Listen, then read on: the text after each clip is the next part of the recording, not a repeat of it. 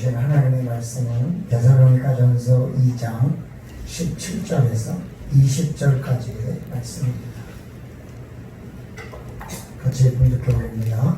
형제들아, 우리가 잠시 너희를 떠난 것은 얼굴이요 마음은 아니니 너희 얼굴 보기를 열정으로 더욱 힘썼노라. 그러므로 나 바울은 한 번, 두 번 너희에게 가보자 하였으나 사탄이 우리를 막았도다. 우리의 소망이나 기쁨이나 자랑의 멸류관이 무엇이냐? 그가 강림하실 때 우리 주 예수 앞에 너희가 아니냐? 너희는 우리의 영광이요 기쁨이니라. 아멘.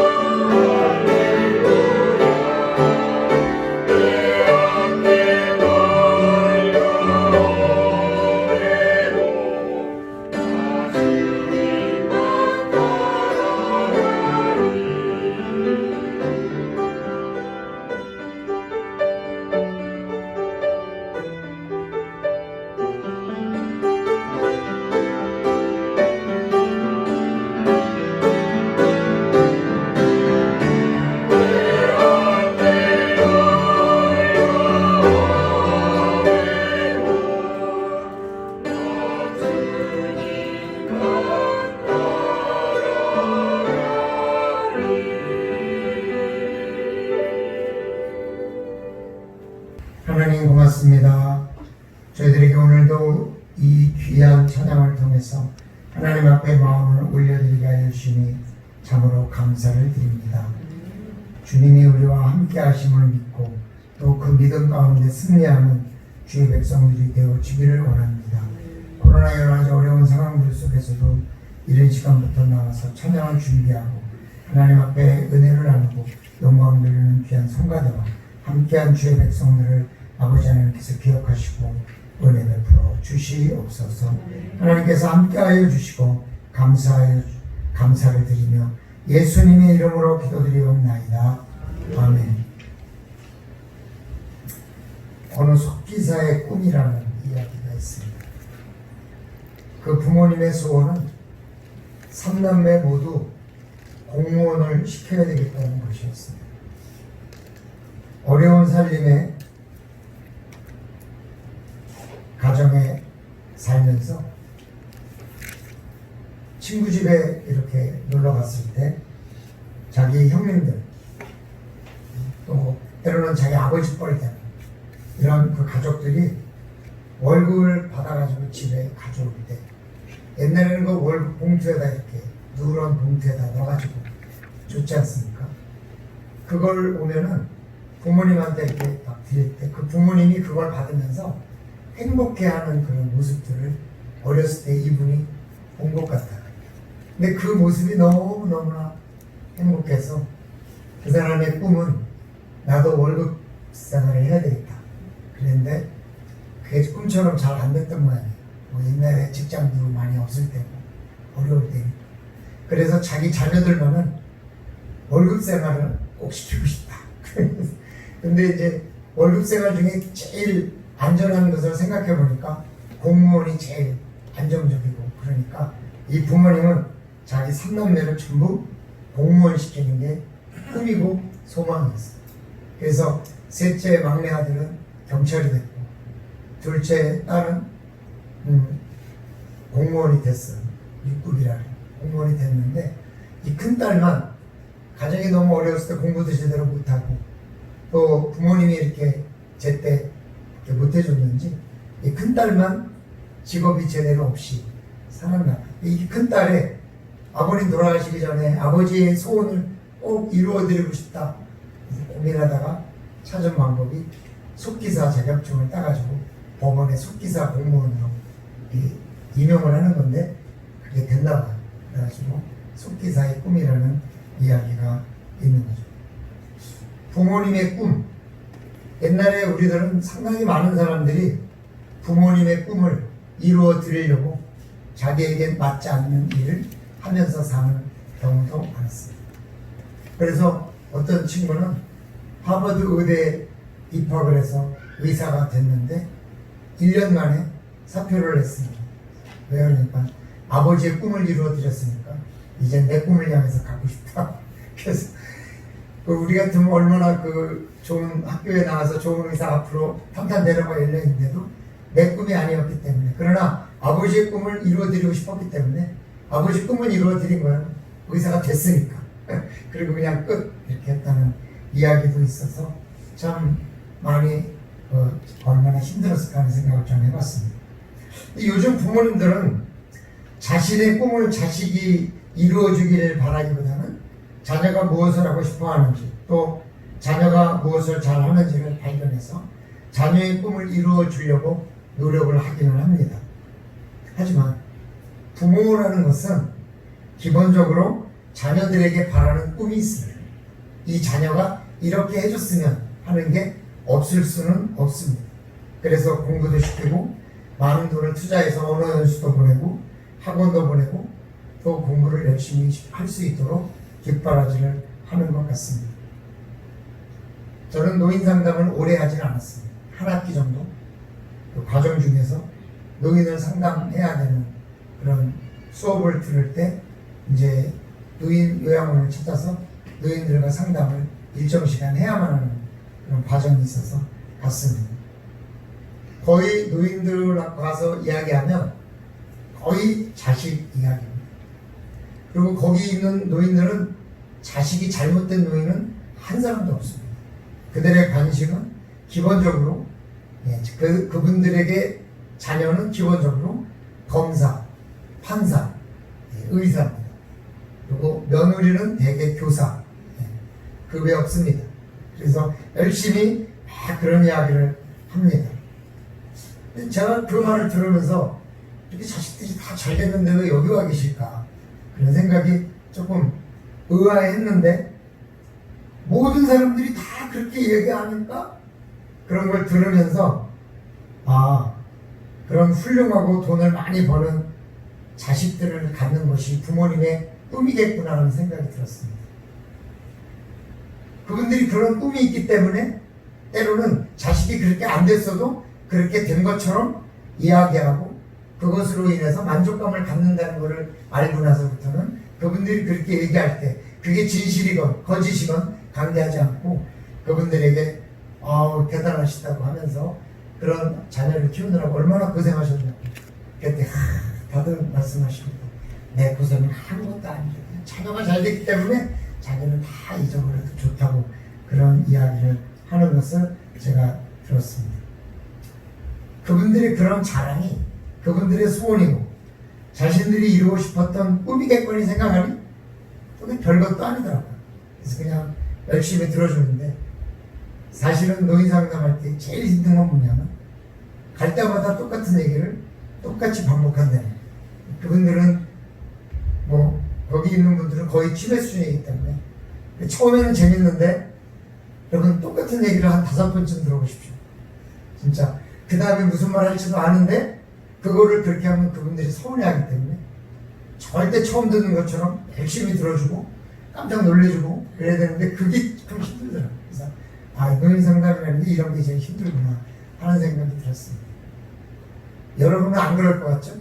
나이 들면 똑같아집니다.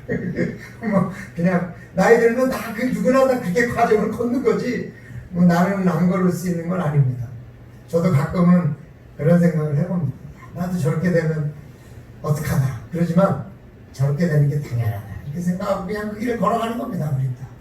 그러다 하나님 앞에 가는 거죠. 모든 부모들이 자식을 자랑하고 그 자식을 자랑하는 걸 기쁨으로 여기듯이 목회자들도 비슷합니다.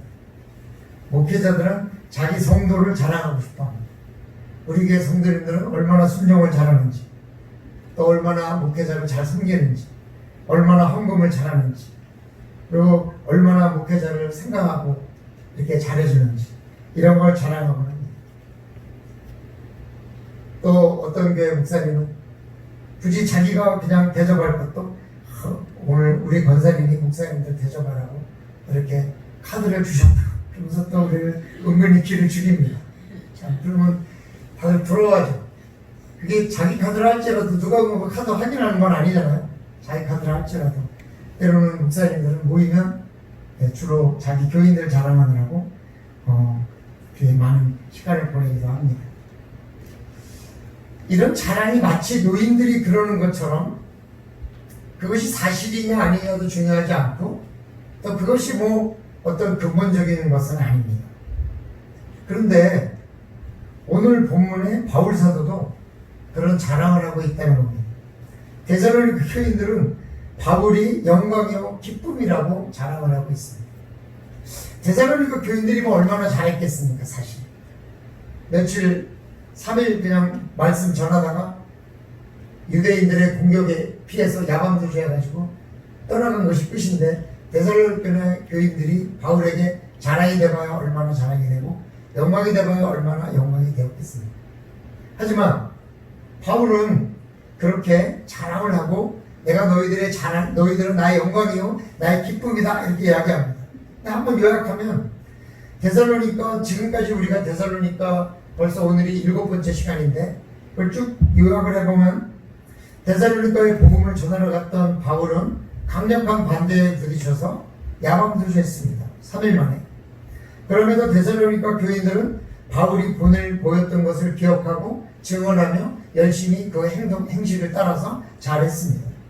바울이 이방인에게 복음이 전해지기 원했던 것에 부응해서 그들이 이방인임에도 그 촉박한 환경에서 교회를 세우고 예루살렘 교회의 고난에 동참하는 그런 모범적인 교회를 이루게 되었고 유대인들의 말을 따르지 않고 바울의 말을 마치 하나님의 말씀인 것처럼 따르면서 그 말씀의 역사를 이루어낸 것입니다. 그래서 그들에게 끊임없는 감사와 쉬지 않는 감사를 하고 있는 것입니다.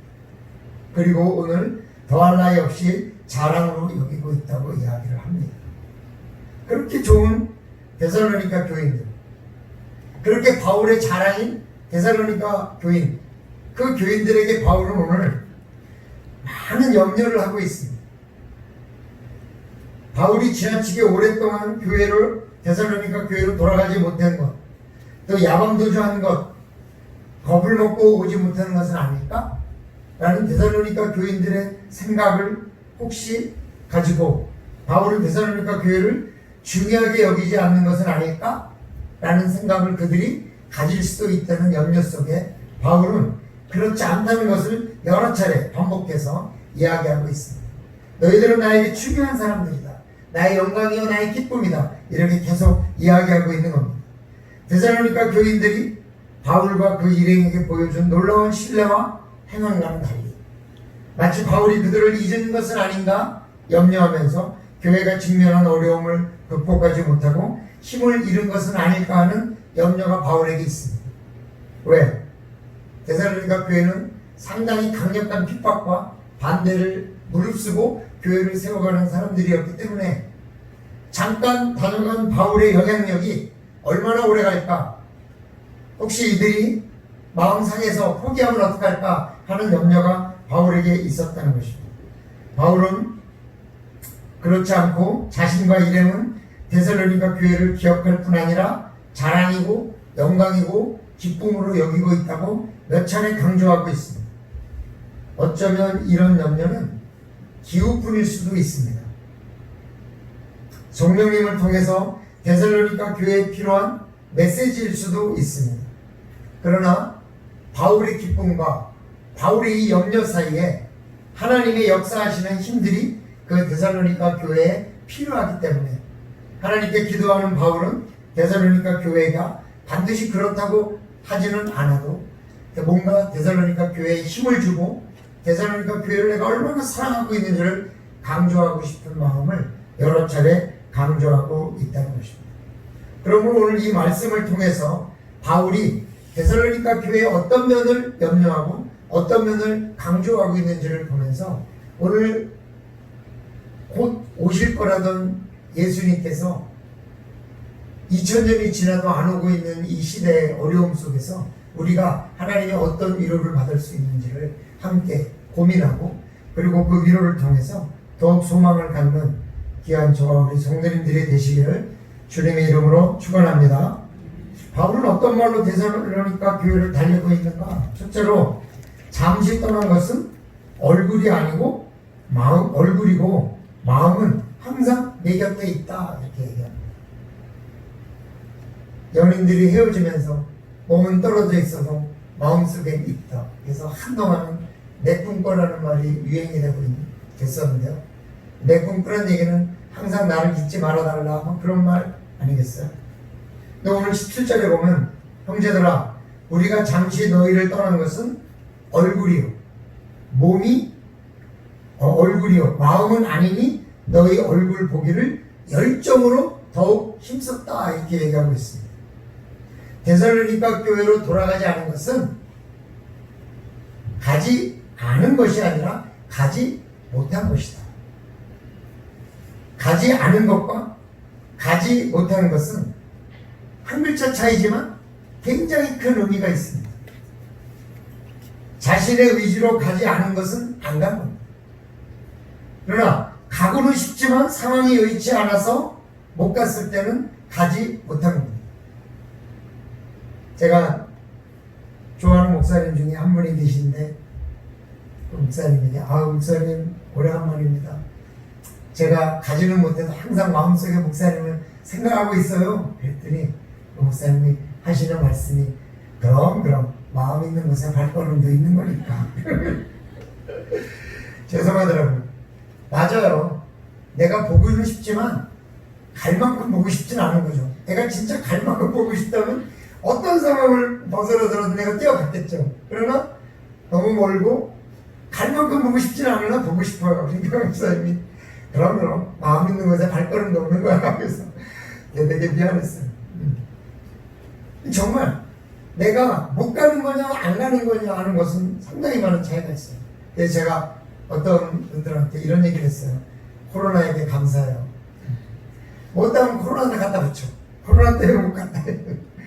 코로나 때문에 만나지 못한다. 코로나 때문에 뭐 못한다. 이러면 그냥 모든 게 다 해결이 되는 거죠. 아주 훌륭한 목사님이 목회하시던 곳에 새로 부임한 목사님이 계신데, 그 목사님이 원로 목사님이 계실 때 10,000명 교인이 나오던 교회인데 요새 코로나 때문에 한 3,000명 나온다네요. 그래서 내가 그랬어요. 그 목사님은 코로나가 무척 감사하겠네. 원로 목사님이 이 담임 목사가 후임으로 와가지고 인원수가 똑같아도 부담인데, 코로나 때문에 3,000명이니까 3,000명도 많은 거긴 하지만 코로나 이유를 갖다 붙이면 아무것도 아니니까 얼마나 마음이 편할까. 그래서 그 목사님 참 마음이 편하겠다, 코로나 때 감사해야 되겠다, 이런 얘기를 했습니다. 여러분들이 아무리 어렵고 힘들어도, 아무리 코로나가 있어도 자기가 정말 가고 싶다면 가지 않겠어요. 그거는 못 간 거예요. 안 간 거냐 못 간 거냐, 이거 굉장히 큰 차이가 있습니다. 오늘 바울이 자신이 안 간 것이 아니라 가지 못한 것이라고 강조하는 이유는 데살로니가 교인들이 바울의 방문을 그만큼 고대하고 있었다는 것을 말해줍니다. 기대하고 있어요. 그래서 비록 몸으로는 바울이 그들을 떠나 있으나 마음으로는 항상 같이 있다고 말하고 있는 겁니다. 다시 한번 가서 얼굴을 보고 싶어서 열정적으로 힘썼다고 말하고 있습니다. 복음을 전하고 그곳을 떠날 수밖에 없었지만 시간이 지날수록 고난이 심해지고 교인의 수가 많아질수록 저항이 점점 심해지고, 교회 안에 또 여러 사람들이 모이다 보면 처음에는 열정적으로 모이지만 가면 갈수록 내적 갈등도 분명히 있었을 것입니다.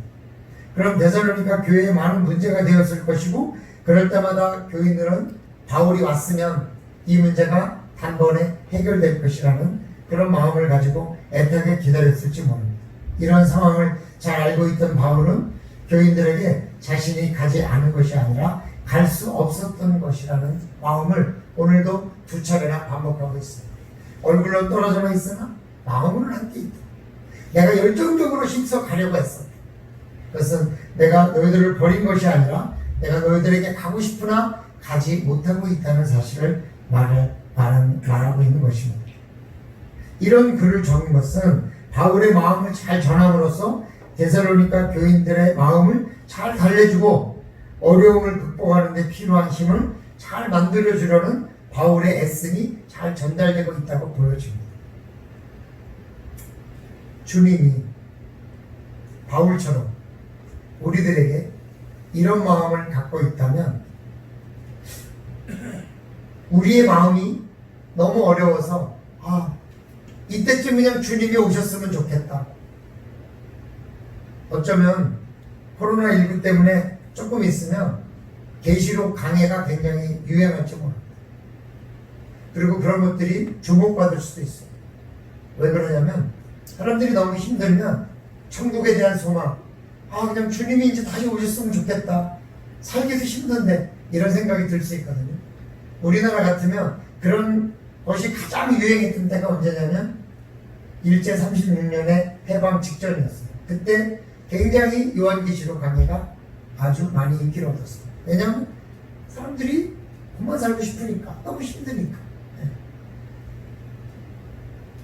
다시 오실 때를 기다리고 있다고. 세상이 너무 편하고 행복하니까 주님이 오시는 게 그렇게 반갑지가 않아요. 조금 더 있다 오셔도 될 것 같아요. 근데 지금 상황이 점점 어려워지고 점점 힘들어지면 그냥 지금 오셨으면 좋겠다, 이런 생각이 들 수도 있는 거죠. 우리 성도님들 마음이 지금 어떤지 모르겠어요. 성도님들의 마음이 어떤지 모르지만 저는 이 말씀을, 설교를 준비하면서 하나님께서 우리 성도님들에게 내가 오지 않는 것은 내가 오지 않는 것이 아니라 오지 못하는 것이다. 내가 얼굴로는 너희들과 딸이, 나는 천국에 있고 너희들은 여기 있지만 마음은 항상 너희와 함께 있다. 성령님을 통해서. 그리고 내가 지금이라도 당장 재림해서 이 땅에서 와서 심판하고 싶지만, 내가 그렇게 또 하려고 하지만은 하나님께서 허락하시지 않는다. 이런 말씀을 하시는 것은 아닌가라는 생각이 들었습니다. 그런 말이 어쩌면 우리들에게 조금 위로가 될지도 모르겠어요. 아니면 힘을 내라. 내가 조금 있으면 올 거니까 조금 더 힘을 내라 하고 우리를 격려하시고 우리를 밀어내시는 그런 주님의 생각을 하게 됩니다. 사실 로마 시대에도 그 로마가 불이 났다 그래가지고 네로 황제가 기독교인들을 완전히 탄압을 했잖아요.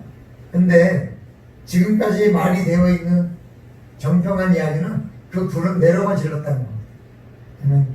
시를 쓰는데 악상을 떠올리기 위해서 불을 질렀는데 생각보다 그게 불이 잡히지가 않고 너무 어마어마하게 커지니까 네로도 당황했겠죠. 희생양이 필요하니까 기독교인들을 희생양으로 삼아서 기독교인이 불을 질렀다 이렇게 이야기를 해서 기독교인들을 핍박했다고 말해주는 거죠. 기독교인들이 왜 불을 지르겠습니까? 기독교인들이 그럴 리가 없는데 그럼에도 불구하고 억울해 죽어갔던 많은 개신교인들 우리의 신앙의 선조들을 생각해보면 우리는 아무것도 아니죠. 그러나 그 데살로니가 교인들이 여러 가지 일로 인해서 핍박을 받고 어려움을 당할 때 주님이 그냥 지금 오셨으면 좋겠다라는 생각이 들 때 바울이 이야기하는 소리를 듣고 어쩌면 그런 위로를 받지 않았어요. 사랑하는 성도 여러분, 때로는 삶이 힘들어서 그냥 주님이 오시고 여기서 내 생명이 끝났으면 좋겠다 라는 생각이 들 때, 때로는 그냥 내가 이 세상을 스스로 끝내버리면 어떨까, 그러면 더 편하지 않을까 라는 생각이 들 만큼 어려울 때, 여러분 정말 기독교인인데요, 제가 상담을 하던 사람이 너무 힘드니까요, 차라리 누가 나를 죽여줬으면 좋겠다. 왜? 자살은 할 수가 없고 누가 나를 죽여주면 너무 고맙겠다. 그런 얘기를 하더라고요. 그리고 나를 물어봐요. 혹시 교회 다니시냐? 제가 목사인지 몰라. 그래서 가만히 생각해보니까 아니라 그러면 자기를 죽여달라 그럴 것 같아. 그 사람이. 그럼 난 펑펑 우는데. 그래서 나도 교회 다니는 거니까. 그랬더니 한숨을 쉬더라고요. 만약에 내가 그분에게 교회를 안 다닌다 그랬으면 나한테 죽여달라 그럴 것 같아. 어떻게 생각하고.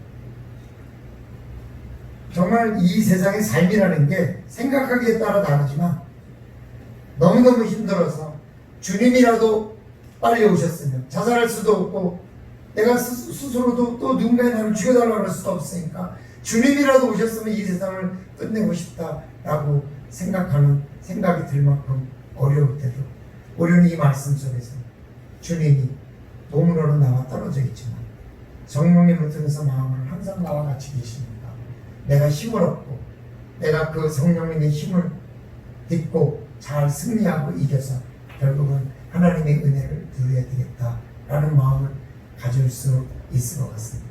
사랑하는 성도들, 코로나19가 우리는 그래도 그만큼 힘들진 않는데 그래도 여러 가지 말을 들을 때마다 힘들고 또 우리의 자녀들은 거의 다 수도권에 있는 분들이 많아서 굉장히 많이 어려울 텐데 그런 분들에게까지라도 우리 주님은 항상 성령님을 통해서 함께 하신다는 마음을 가지시고 믿음으로 승리하시기를 주님의 이름으로 축원합니다. 바울은 어떤 말로 데살로니가 교회를 달래고 있는가? 둘째로 가려고 했으나 여의치 않았다 이렇게 말합니다. 그러므로 나 바울은 한 번, 두 번 너희에게 가고자 하였으나 사탄이 우리를 막았도다. 여기서 한 번, 두 번 너희에게 가고자 했다 이 말은 바울이 그냥 가려는 마음만 있었던 것이 아니라 구체적으로 계획을 세웠다는 것을 말합니다. 어떤 분명한 계획을 가지고 추진했다는 것을 밝히고 있습니다. 당시에 어떤 지역으로 이동한다는 것은 지금처럼 쉬운 일이 아닙니다. 방법이나 비용에 있어서 쉽지 않은 일입니다. 정기적인 노선이 있었던 것은 그나마 해상로 뿐입니다. 육로로 가는 것은 걸어서 가거나 말이나 당나귀나 낙타 같은 수단이 다였습니다. 그것은 정기 노선이 아닙니다. 바울이 가마를 타거나 마차를 타고 다닐 만큼 여유가 있었던 건 아니잖아요. 동물로 이동하는 것은 동물의 먹이도 같이 가져가야 되는 거예요. 그리고 내가 먹을 식사도 같이 가져가야 돼요. 그럼 그걸 내가 다 지고 갈 수 없으니까 종들도 가야 돼요. 그 종들이 움직이려면 또 종들의 먹이도 같이 있어야 돼요. 종들의 먹이라니까 종들의 식사도 같이 가져가야 돼요. 이거는요, 동방박사 세 사람이라고 얘기되는 동방박사 세 사람이 움직일 때 한 80명 정도가 움직였을 거라고 우리는 보고 있거든요. 많은 사람들이, 역사학자들이. 왜냐하면 그 동방박사들이 거룩하게 낙타 타고 갈 때 그 낙타의 먹이와 또 그 종들과 또 중간에서 공격하는 공격가를 방어하기 위한 여러 가지 용사들도 같이 갔어야 했기 때문에 이게 쉬운 일이 아니다, 이렇게 이야기하는 거죠. 중간에 노숙을 해야 되는데 강대 위험도 있으니까 거기에도 대비해야 되고, 그러려면 텐트도 가져가야 되고 옷도 가져가야 되고 어마어마한 비용과 또 행차가 있어야 되기 때문에 대부분 그때 혼자 이동하지 않고 여러 사람들을 모아서 같이 이동할 때가 많았다가, 왜냐하면 비용이 너무 많이 되니까. 그래서 내가 가고 싶어서 계획은 했지만 여러 가지 상황들이 여의치 않아서 결국은 갈 계획들을 포기할 수밖에 없었던 것이죠. 그래서 사도 바울이 한 번, 두 번 가려고 했으나, 이것은 구체적으로 계획을 세우고 가려고 도전했으나 그마저도 여의치 않았다, 이렇게 이야기를 하고 있는 거죠. 근데 그것을 사단이 막았다, 이렇게 말하고 있어요. 이 말은 자신이 가고자 했으나 성령님이 막은 것이죠, 사실. 근데 성령님의 뜻에 순종하여 바울이 가는 것을 포기했다, 이런 말인데 그걸 사단이 막았다고 표현하는 거죠. 자신은 동의하지 못하는 거예요. 왜? 반드시 가야 되는데 성령님이 막았다 그러면 자기가 순종한 게 되는데, 사단이 막았다는 것은 자기가 가지 못하게 된 이 상황을 받아들일 수 없다, 그런 말이죠.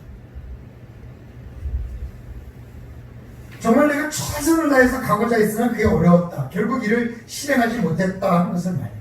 말하자면 하나님의 뜻이나 바울의 뜻이 아니라 사단의 방해로 인해서 가지 못했다. 이 말에 대해서 많은 학자들이 여러 가지 예측을 합니다. 바울은 질병이 좀 있었거든요. 그걸 안질이라고 얘기하는 사람도 있습니다. 그런데 바울이 질병을 앓고 있었기 때문에 가려고 하는 구체적인 날짜에 어떤 그룹이 출발을 했으나 자기는 건강이 안 좋아서 그 그룹에 같이 못 갈 수도 있습니다. 가려고 했으나 그 그룹을 만들지 못할 수도 있습니다. 또 바울은 사역하는 교회에 부담을 주지 않게 해서 자기가 스스로 일을 하면서 여러 가지를 함께 하고 있었는데 그런 것들이 일정과 여의치 않아서 또 안 될 수도 있었고, 또 여러 가지 자신이 막을 수 없는 불가항적인 이유들로 인해서 갈 수 없었음을 말하는 겁니다.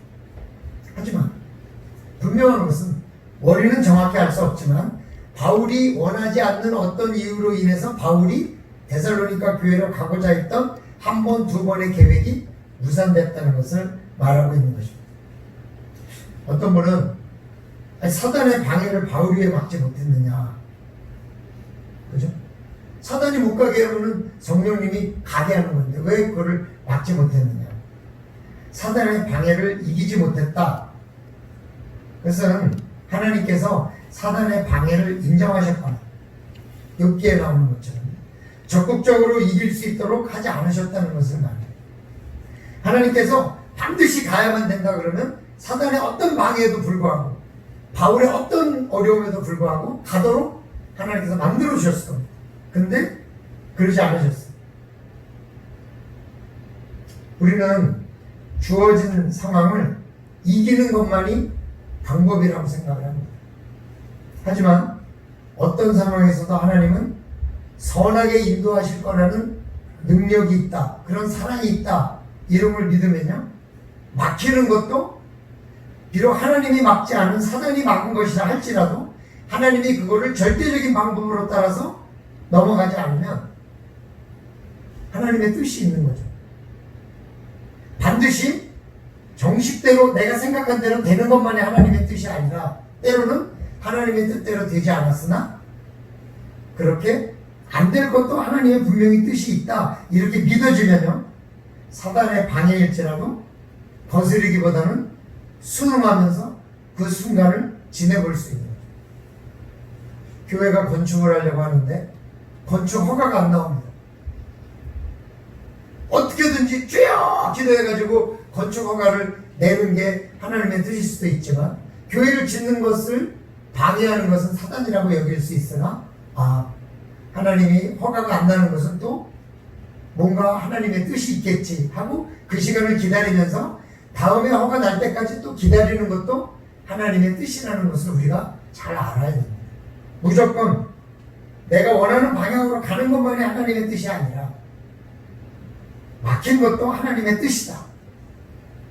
그럴 때 우리는 훨씬 사도 이 바울이 사단이 막은 건지 알지만 주여 기도하고 부응해가지고 그 방해를 뚫고 데살로니가를 가는 것이 아니라 하나님의 뭔가 뜻이 있을 것이다 이렇게 생각을 하고 가지 않고 순종했다는 것을 말하는 거죠.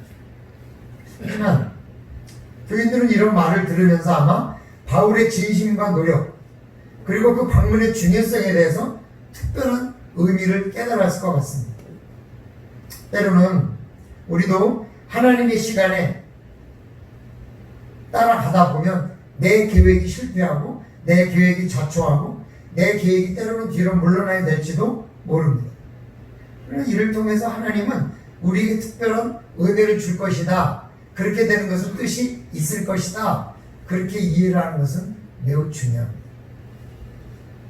제 아버님이 살아계실 때 미국을 한번 처음으로 미국을 이제 가기로 계획을 세웠습니다. 왜냐하면 이제 지금은 돌아가신 우리 고모부님이 다 미국에 계시는데 이제 사랑하는 동생이 목회를 하니까 뭐 돈도 없고 다시 그러니까 미국에 한번 와서 우리 살아있을 때 와서 미국 구경도 좀 하고 놀아라 이렇게 해서 비행기표도 이제 다 준비해 주시고 그러니까 와라 그랬어요. 근데 그때는 비자 받기가 되게 힘들었어요. 가서 비자 인터뷰를 하는데 저도 인터뷰 2번이나 떨어졌거든요. 그래서 아버님 칠순잔치 때도 못 갔어요. 비자가 안 나와가지고 속상해요. 그때는 나오면서 내가 다시는 미국을 가나 이러는데 가게 되는데 근데 아버님이 그때 서천에서 목회를 하실 텐데 서천에서 비자 인터뷰를 하기 위해서 이제 뭐 여러 가지 서류 지금 목회하고 있다는 뭐 재직증명서 뭐 재산증명서 그 서류를 이제 해가지고 가지고 오시는 기차에서 그 봉투를 몽땅 놓고 내리십니다. 그러니까 뭐 여권, 뭐 비자에 필요한 서류들을 몽땅 놓고 내린 거예요. 서울역에서 내렸는데 갑자기 없다는 생각을 해서 이미 기차는 떠난 거죠. 그래서 그 기차가 어디로 가냐면 수색역으로 간다. 수색역까지 갔는데 그런 무차였어요. 아버님이 얼마나 실망을 하시는지 젊었을 때니까 내가 왜 그런지 내 평생에 이렇게 바보 같은 일을 한 일이 없다고 그랬는데 그때가 이제 요즘 이슈가 되고 있는 LA의 흑인 폭동이 일어났을 때 그때 아버님이 만약에 비자가 나와서 미국을 갔으면 LA 지냈을 텐데 그때가 바로 LA 폭동이 있을 때예요. 그러니까 안 가신 게 천만 다행인 거죠. 가셔봤댔자 폭동 때문에 제대로 구경도 못하고 오히려 더 위험했을 수 있었는데 그때 안 가고 그 이후에 다시 서류를 준비해서 6개월 후에 이제 다녀오셨거든요.